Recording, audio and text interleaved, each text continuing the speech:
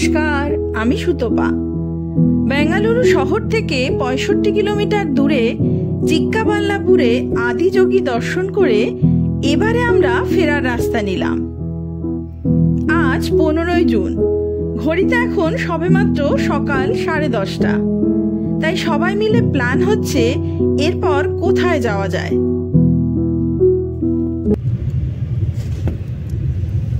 দারুণ কিন্তু বল চারিদিকটা।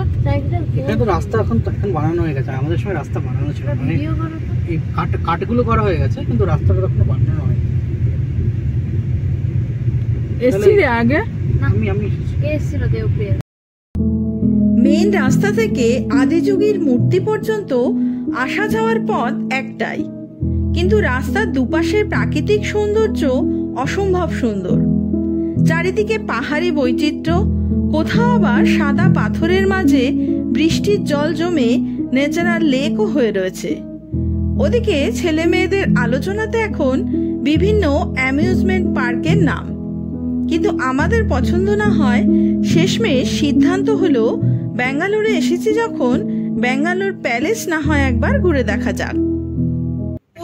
ये आंगूर क्या इधर होते हैं क्या? हाँ 180 किलो इधर होता है क्या? इधर लोकल आइटम, पूरा आइटम लोकल है। लोकल है मैडम कट करना। हाँ कट। मीठा है क्या ये? मीठा मैडम। हाँ क्या मीठा मैडम। इस आम का नाम क्या है? ये इसका नाम क्या है आम का? तोतापुरी। तोतापुरी। तोतापुरी कच्चा खाते हैं क्या? कच्चा खाती है? कच्चा है।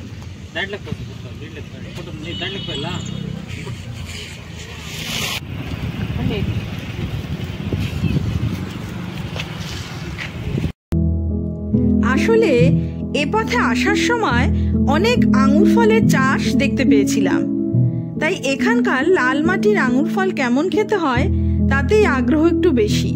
সে কারণেই ফলের দোকানে দাঁড়ানো। টেস্ট করেও দেখলাম আঙুর ফল খারাপ নয়, তবে এখানকার আমের অভিজ্ঞতা বিশেষ ভালো নয়। সব ধরনের আমই বেশ টক। দেবজ্যোতি যেহেতু 7 বছর হয়ে গেল বেঙ্গালুরুই থাকে, তাই এ শহরের অনেক কিছুই ওর চেনা বা জানা।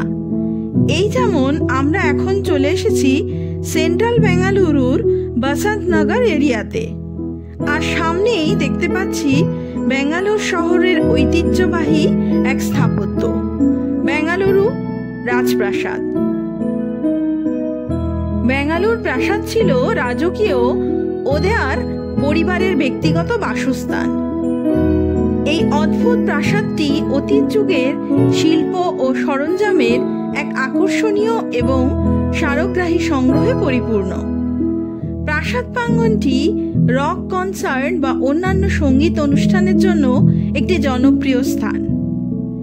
এর আগে দেবজ্যোতি আর পল্লবী যেহেতু প্রাসাদের ভেতরে ঘুরে এসেছে, তাই এবারে আর ওরা গেল না। আমরা তিনজনই চলেছি এখন প্রাসাদের ভেতরে ঘুরে দেখতে। ওরা রইল সামনের বাগানটিতেই। প্রাসাদ প্রাঙ্গণ রোজ সকাল 10টা থেকে 5:30 পর্যন্ত খোলা থাকে, শুধুমাত্র সোমবার বন্ধ। প্রবেশ মূল্য ইন্ডিয়ানদের জন্য 270 টাকা আর ফরেনারদের জন্য 500 টাকা। তবে টিকিট মূল্যের সাথে ফ্রি অডিও ট্যুর গাইড রয়েছে, আর তা ভিতরে লাইনে দাঁড়িয়ে আবার কালেক্ট করতে হবে। তার জন্য আবার ভ্যালিড অ্যাড্রেস প্রুফ ডকুমেন্টস যেমন আধার, ডিএল, আরসি, ভোটার আইডি বা পাসপোর্টের অরিজিনাল কপি কাউন্টারে জমা দিতে হবে।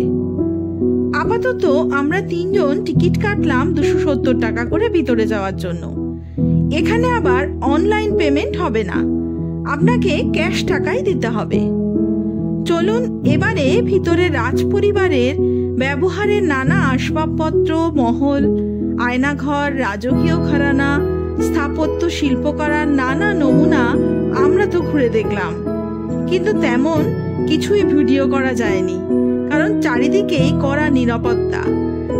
অডিও গাইডে প্রাসাদের ভিতরে বিভিন্ন জায়গায় নম্বর অনুসারে সেখানকার বিবরণ শোনা গেছে। এখন আমরা অডিও ক্লিপগুলো ফেরত দিলাম, আর আর তার বিনিময়ে রুনুদির যে আসল পরিচয়পত্রটি জমা ছিল সেটি ফেরত নিলাম। তবে আমাদের মতে এন্ট্রি ফিস হিসাবে বিশেষ দ্রষ্টব্য তেমন কিছু মনে হলো না রাজপ্রাসাদের ভিতরে অন্যান্য নানা স্থানের রাজপ্রাসাদের তুলনায়। বেঙ্গালুরু প্রাসাদ হলো কর্ণাটকের 19 শতকের একটি রাজপ্রাসাদ, যা বেঙ্গালুরুতেই অবস্থিত। এটি বেঙ্গালুরুতে সেন্ট্রাল হাই স্কুলের প্রথম অধ্যক্ষ রেভারেন্ড জন গ্যারেটের মালিকানাধীন একটি এলাকায় নির্মিত হয়েছিল। প্রাসাদটি মহীশূরের রাজা চামরাজেন্দ্র ওয়াদিয়ার দশমের জন্য কমিশন করা হয়েছিল এবং বর্তমানে ওয়াদিয়ার রাজবংশের বর্তমান প্রধান যদুবীর কৃষ্ণদত্ত চামরাজ ওয়াদিয়ারের মালিকানাধীন।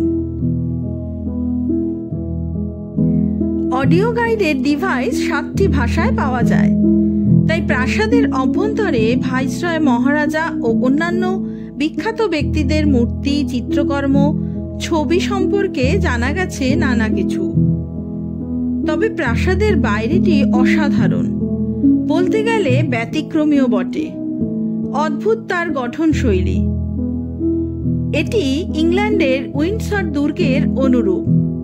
এই বিলাসবহুল প্রাসাদটি 45,000 বর্গফুট জুড়ে বিস্তৃত এবং এর চমৎকার টিউডার শৈলীর স্থাপত্য কাঠের অভ্যন্তর আপনাকে মোহিত করবে। প্রাসাদ কমপ্লেক্সের ভিতরে বিশেষ একটি বিনোদন পার্ক আছে, যা ফান ওয়ার্ল্ড নামে পরিচিত। অনেক আন্তর্জাতিক শিল্পী এই প্রাঙ্গণে পারফর্ম করেছেন। আজ সরকার এবং মহীশূর রাজপরিবারের মধ্যে আইনি লড়াইয়ের ফলে বাণিজ্যিক কার্যক্রম নিষিদ্ধ করা হয়েছে। গত 34 বছর ধরে কর্ণাটকের প্রাচীনতম নিরাপত্তা সংস্থা স্করপিয়ন সিকিউরিটি লিমিটেডের জাতীয় সদর দপ্তর প্রাসাদ প্রাঙ্গণের ভিতরে অবস্থিত। ইংল্যান্ডের উইন্ডসর দুর্গের আদলে তৈরি এই রাজকীয় স্থাপত্যের মাস্টারপিসটি টাওয়ারযুক্ত প্যারাপেট, ব্যাটেলমেন্ট সুরক্ষিত টাওয়ার এবং খিলান দ্বারা শোভিত, তাই রাজপ্রাসাদটি দেখতে ভারী অন্যরকম। ছুটির দিনে বা ব্যাঙ্গালোর শহর ঘুরতে আসলে এই প্রাচীন স্থাপত্যকে অবশ্যই ঘুরে দেখে নিতে পারেন।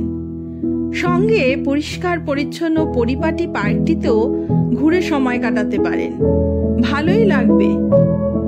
ফান ওয়ার্ল্ড হলো প্রাসাদ প্রাঙ্গণে অবস্থিত এই বিনোদন পার্ক। বিনোদন পার্কটি শ্রীমতী প্রমোদা দেবী ওয়াদিয়ারের অনুমতিক্রমে অনুমোদিত, যিনি প্রয়াত শ্রীকান্ত দত্ত নরসিংহরাজ ওয়াদিয়ারের মালিক এবং আইনি উত্তরাধিকারী। এতে বিভিন্ন ফান ট্যুর, ওয়াটার পার্ক ও স্নো রুম রয়েছে। বিখ্যাত নানা চলচ্চিত্রের শুটিংও কিন্তু হয়েছে এই রাজপ্রাসাদে বা তার সামনের বিনোদন পার্কটিতে। তবে ওদিকে ছেলে মেয়েদের আর ধৈর্য নেই। সকাল 7টাতে ঘর থেকে বেরিয়েছি, এখন 2টো মতো বাজে। এবারে খাওয়া দাওয়ার জন্য ব্যস্ত হয়ে পড়েছে। চলুন তাহলে, বিনোদন পার্কটি আর ঘুরে দেখা হলো না। এবারে যাওয়া যাক কোনো এক রেস্টুরেন্টের উদ্দেশ্যে। কর্ণাটক রাজ্যে বাঙালি খাবার খেতে আমরা তাই চলে আসলাম ডিআর কলকাতা রেস্টুরেন্টে। এখানে বাঙালি খাবারের সাথে সাথে বেশ বাঙালিয়ানা ছোঁয়াও রয়েছে। ফিশ কাটলেট দিয়ে শুরু করে বিরিয়ানি, পোলাও, মাটন, ভেজ থালি সব রকমই ট্রাই করলাম আমরা। ভালোই হলো ছুটির দিনে বাইরে খাওয়া দাওয়া করে। সবজিটা কি মিক্স ভেজ? আমি তো প্রথম এটা ভাবছি, এটাকে দেখে শেষ করি।